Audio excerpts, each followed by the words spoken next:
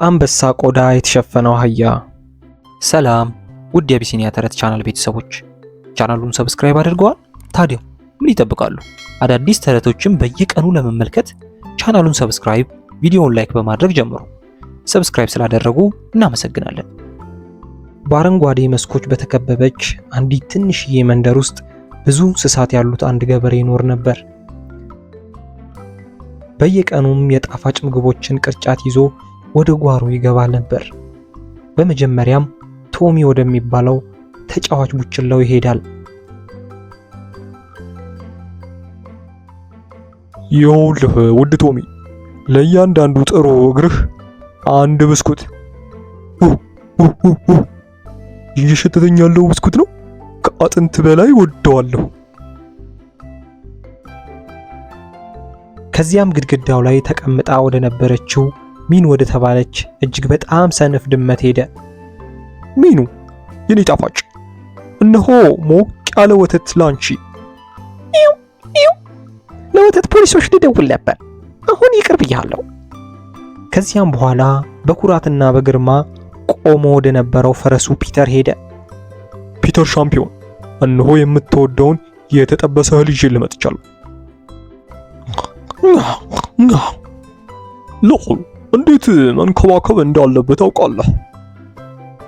በመቀጠልም ወደ አህያው ዲንኪ መጣ። መታሸት የለም፣ ብስኩትም የለም፣ ደግ ቃልም የለም።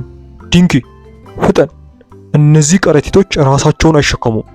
አሁን ተሸከምና ሂድ። ለአንተም መልካም ጠዋት ይሆንልህ። ዲንኪ ከባድ ጋሪውን እየጎተተ ሌሎቹ በእቅፍ በጣፋጭ ምግቦችና በሳቅ ሲዝናኑ እያየ ወደ ታች ተመለከተ። ጋሪውንም በግቢው ውስጥ እየጎተተ ሲሄድ ሌሎች እንስሳቶች ከጀርባው ያንሾካሹኩና ይሳለቁበት ጀመር። ሄይ ዲንኪ፣ እረፍት አግኝተህ ታውቃለህ ወይስ ከጋሪው ጋር ነው የምትተኛው?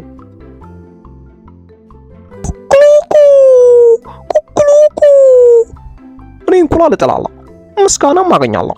እሱ ጡብ ይጎትታል፣ ቆዳውም ላይ ይላጣል። ምስኪን ነገር።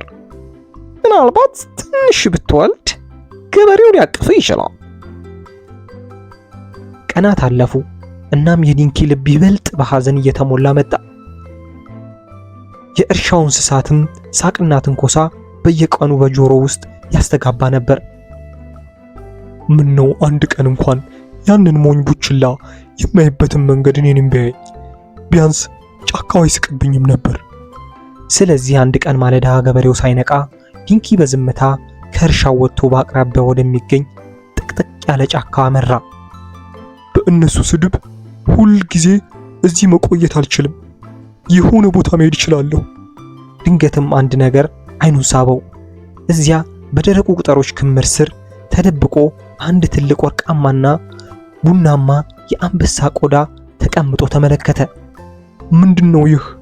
የአንበሳ ካባ ይመስላል። በጣም ታላቅና ኃይለኛም ይመስላል።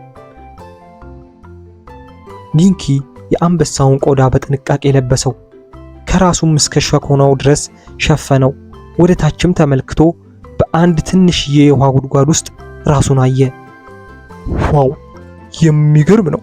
ልክ እንደ እውነተኛ አንበሳ መስላለሁ። ወሬው ልክ እንደ ሰደድ እሳት በፍጥነት በጫካ ውስጥ ተሰራጨ። ኃይለኛው አንበሳ ተመልሷል። የአንበሳ ነው፣ የጫካው ንጉስ። መስገድ አለብን። ያንን ግርማ ሞገስ ያለው ሰው ተመልከቱ። ማንም ሊገዳደረው አይደፍርም። ታላቅና ጠንካራም ይመስላል። ትናንት በሙዝ ተክሉ አጠገብ ሲያልፍ አይቼዋለሁ። ሲያጋሳ በጆሮዬ ሰምቼዋለሁ። ያ ነው ኃይሉ። አንድ ጊዜ እንኳን ማየት ብንችል እያደነዝዘናል። ነገር ግን ዲንኪ ንጉስ ሆናለሁ ብሎ አስቦ አልነበረም። ዝምተኛ፣ ሚስጥራዊና የተረጋጋ ነበር። ብዙም ሳይቆይ የጫካው እንስሳ አዲሱን ንጉሳቸውን በታላቅ ነገር ለማክበር ወሰኑ። የጫካውም የሙዚቃ ኮንሰርት ተዘጋጀ። ግርማዊነቶ፣ ዛሬ ምሽት ለእርሶ ክብር መግለጫ የሙዚቃ ኮንሰርት እያዘጋጀን ነው። የሙዚቃ ኮንሰርት? በእርግጥ አዎ፣ የንጉሳዊ አቀባበል ይመስላል። በዚያም ምሽት ጫካው በድምፅና በብልጭልጭታ ሕያው ሆነ። ዲንኪም ንጉሳዊና ቁም ነገር ያለው ለመምሰል እየሞከረ በአንድ ትልቅ ድንጋይ ላይ በዝምታ ተቀመጠ። እንስሳቱም ሲያልፉ ይሰግዱለት ነበር። አንተ ኃያል በንጉሳዊ ዙፋን ትባርከን ይሆን? ኦ አይ እንዴት እንደ አንበሳ እንደማጋሳ ወይም እንደምዘፍን አላውቅም። ምን ላደርግ አሁን? እምቢ ለማለት አልቻለም። ስለዚህ በቀስታ ቆመ። ጉሮሮውንም አጸዳና ከዚያ እያለ ማናፋት ጀመረ። ለአፍታም ጫካው ጸጥታ ሰፈነበት። ከዚያም የድንጋጤ ትንፋሾች ይሰሙ ጀመር። በድጋሚም ዲንኪ ከዚያም ኮንሰርቱ ሙሉ ለሙሉ ትርምስምስ ሆነ። ያ አህያ ነው ተታልናው። በድንጋጤ ሲወላገድ የአንበሳው ቆዳ ከጀርባው ላይ ተንሸራቶ ወደቀ። ይቅርታ፣ ያልሆንከውን ለምን ሆንኩ ብለህ ታስመስላለህ? ምክንያቱም በእርሻው ላይ ማንም አያከብረኝም ነበር፣ ያሾፉብኝ ነበር። እቅፍ ወይም በጣፋጭ ምግቦች አላገኝም ነበር። አንድ ጊዜ እንኳን ቢሆን መታየት ፈልጌ ነበር። አላውቅም ነበር። ይህ በጣም ያሳዝነው። አንተ ቀድሞም ልዩ ነህ ዲንኪ። ገበሬውን ሸክም እንዲሸከም ትረዳዋለህ። እናም መቼም አታጉረመርምም። አንተ ጠንካራና ደግና ታማኝ ነህ። በእውነት ባለሁበት ሁኔታ ጥሩ ነኝ ብላችሁ ታስባላችሁ? ነገር ግን ራስህን መሆን ትችል ነበር። አሁን አንተ ግን ደፋርና ታማኝ ነህ። ታውቃላችሁ፣ ያ አሁንም ቢሆን ምርጥ አስቂኝ ኮንሰርት ነበር። ምናልባት ደፋርም ጭምር ነው። በሚቀጥለው ጊዜ ራስህን ሆነህ ብቻ ዘምር ዲንኪ። ዲንኪ ዙሪያውን ተመለከተ።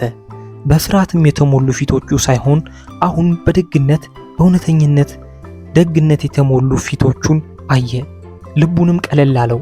በማግስቱም ጠዋት ጫካው ጸጥ ብሎ ነበር። ዲንኪም በጫካው መንገድ ዳር ቆሞ ውሳኔውን አስተላለፈ። ራሴን ለመሆን የምመለስበት ጊዜ ነው። ያ የሚያሳዝን ድምፅህ የማይረሳ ነው። በማንኛውም ጊዜ ተመልሰህ ና አህያው ንጉሥ። ላታገሳ ትችላለህ፣ ነገር ግን በልብ ውስጥ ድፍረት አለ። በእውነት ዋናው ነገር ያ ነው። ጓደኞቼ፣ እውነተኛ ማንነቴን ስለተመለከታችሁ አመሰግናለሁ። የጫካው እንስሳትም እያውለበለቡና እያጨበጨቡ ዲንኪን ወደ እርሻው የሚያደርገውን ጉዞ ጀመረ። ነገር ግን በዚህ ጊዜ በኩራትና በጸጥታ ቀና ብሎ ተጓዘ። ወደ እርሻውም ሲመለስ አንድ ነገር ተለውጦ ነበር። ገበሬው ግቢ ውስጥ እንስሳቱን እየመገበ ነበር። ዲንኪ፣ የት ነበርክ የድሮ ጓደኛዬ? ራሴን ለመሆን ጥቂት ጊዜ አስፈልጎኝ ነበር። ና እዚህ ና ጓደኛዬ። እኔ ፍትሃ ያልነበርኩም። አንተ ከሸክምህ በላይ ተሸክመሃል። የዚህን ሙሉ እርሻ በየወቅቱ ተሸክመሃል። ዲንኪ፣ ናፍቀኸኝ ነበር። ስላሾፍንብህ በጣም ይቅርታ።